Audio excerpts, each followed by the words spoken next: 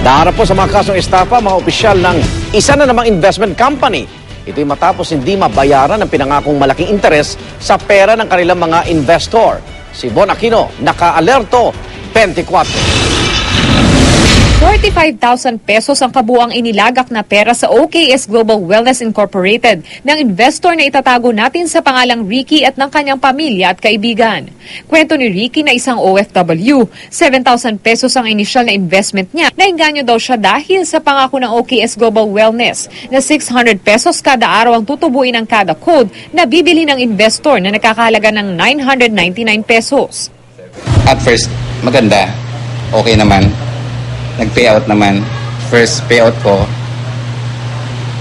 second payout ko na-receive ko, pero the rest wala na. Ang lubos daw na pinangihinayangan ni Ricky ay nang maingganyo niya ang kanyang pamilya at kaibigan na mag-invest din sa kumpanya. Dahil dun sa ganda nung first payout ko at saka second payout ko, na-convince ko tuloy mga brother and sister ko at mother ko na mag-join. So kinukay pera nila. Pero pagka member pa lang nila, yun na yun. Wala nang kinita.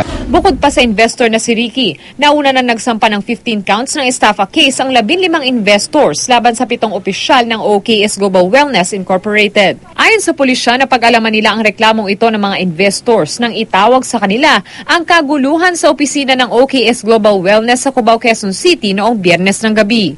Pagdating nga doon kasi maraming member ang nagrereklamo dahil nga raw yung dapat na payout nila na matatanggap nila na pera hindi nila nakuha, kaya nagkaroon ng kaguluhan. Sa official website ng OKS Global Wellness Incorporated, nakapost dito ang paghingi nila ng paumanhin sa kanilang investors.